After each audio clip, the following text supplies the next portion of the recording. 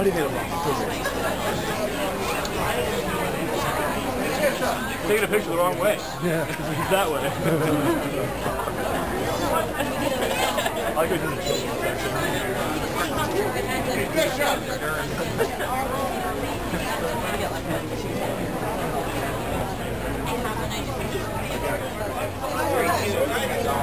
Yeah, I did.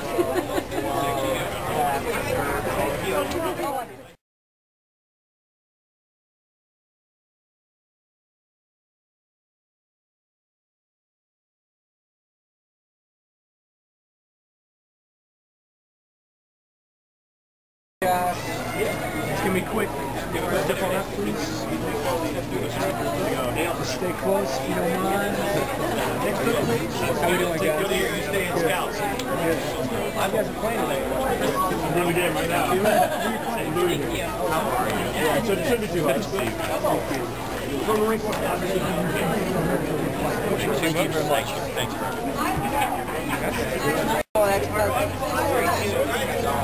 yeah, I did.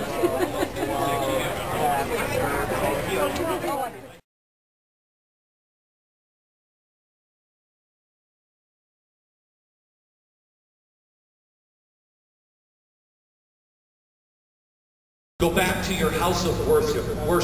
If he is on our side, who can stand against us? You know, a year ago,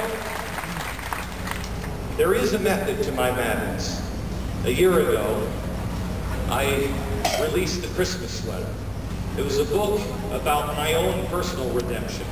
I fictionalized it so more people would read it. But it is a true story about my own personal redemption. I was a dirtbag, quite honestly, for most of my life. I finally had my own Titanic, and it was going down, and I was either going down with a ship or I was going to get into the lifeboat. So thank you, Jesus, I got into a lifeboat. But when I released that book last year, I told you then, please do your inventory. Please look inside of yourself. See what you are wrestling with. See what you're hiding.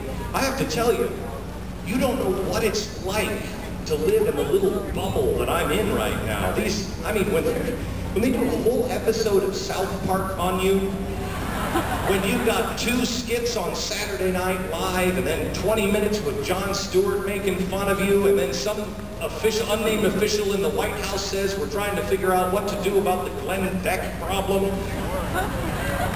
I gotta tell you, if I hadn't gotten into that lifeboat, I couldn't sleep at night. We all have to prepare. We all have to just forget about the stuff that you've done. Make amends for the stuff that you've done. Get past the stuff in your life. Ask for forgiveness and move on. You've got to be spiritually sound for what we're about to do. You must be a God-fearing, God-respecting people. We must be mentally sound. We must educate ourselves. We also, and I hate saying this with this, my wife, it's on, everybody turn off your video cameras for a second so my wife doesn't have this on tape. You want to know the best thing you can do for health care? We got to put down the pie fork from time to time. We got to get into shape, because I don't want to go to the hospital with those guys in charge.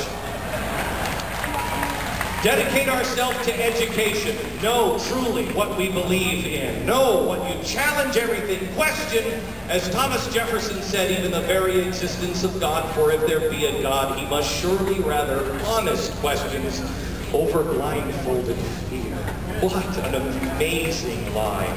That line changed my life. Question with boldness everything, but make sure it's an honest question. Not a gotcha question, not a ha, I told you I was a right question. And when you find that truth, no matter where it leads you, state it. You know, somebody asked me the other day, I was doing an interview that's coming out in a couple of weeks, and this woman asked me, she said, you know, a lot of people think you're crazy. And I said, well, I'm not.